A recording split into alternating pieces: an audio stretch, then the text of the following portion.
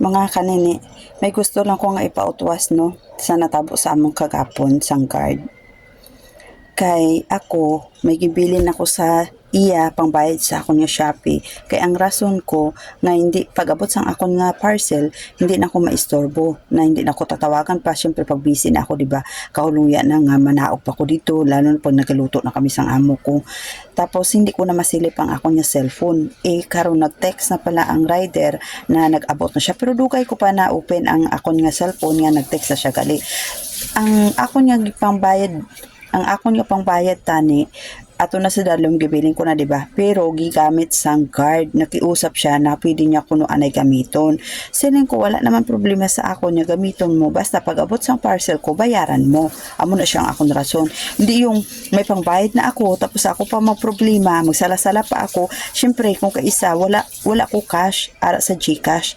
Kaya ginahimo kong kaisa kung ara ang driver mahulam ko sa iya. Paano kung wala? O di ba basta ang akon nga mindset advance na ang akong gihimo para hindi na ako maistorbo, para kung ano i-receive na lang nila kag makalakat ng rider. Syempre pag madugayan ka mangakig ang rider, di ba? Kay istorbo ka ayo man sa ilang trabaho nga hindi naman ikaw ang delivera niya, damo pa. Di amo na inaglainay kami pag abot niya nag-duty siya, gi-text ko siya. Siling ko, hindi ko gusto nga maglainay ta sang buot.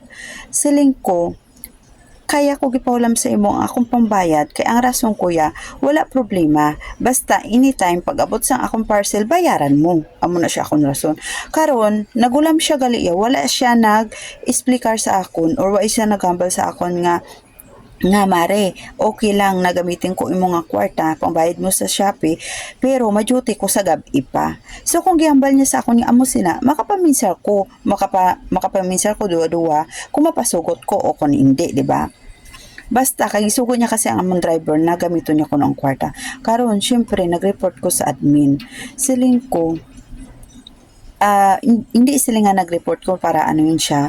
Kaso lang ang admin, siling niya hindi naman na intsakto ang iya gihimo. Kinanglan nato na siya nga i-komprontahin na mo sina.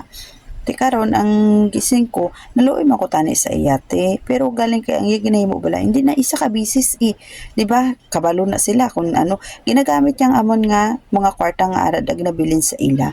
Di karon ang ibang gani ma-order na sa Shopee, wala siya pang bayad.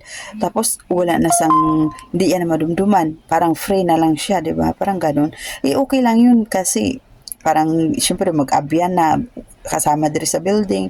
Pero yung sobra-sobra na yung hindi lang isa ka bisis, dua ka bisis, tatlo ka bisis, panggagancho na yun, di ba? Ang tawag dun. At ito pa, dra ko nalainan sa iya kay wala gid siya nagprangka sa ako na panggabi gali iya duty. So hambal ko naisahan naman ako, di ba? Kasi pila na kabisis ang gimo niya sa akon. Syempre naisahan naman ako, di ba? Adi ayun, wala naglainay kami, bahala na kung ano, at least ako nagpautos. Naglain man akong buot kay nga ano niya sa akon, gibalik niya sa akon nga sala ko na akong gihimo.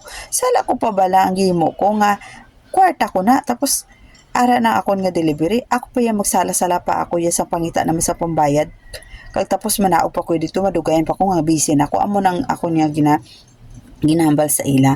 Si Junior gani magadto dire, ginatagaan ko na siya sang time na wala ko sang obra kay hindi ko gusto nga maistuyanay kami, makit-anay kami dira sa dalom tapos ako may ginaobra ko dire. Syempre gasis ko sa ako na amo magluto. Di ba kauloy ang biyaan ko siya. O di ba? Amo na, di maglainay na ako maglainay. Pero tama ba lang ang gimo niya, gwardiya siya, tapos pakialaman niya ang kwarta namin niya ginabilin dira. Hindi ko lang i-mention ha, kasi may rason kung bakit niya gigamit niya.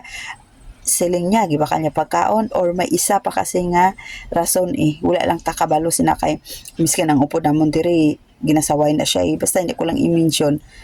Mula na mga kanini.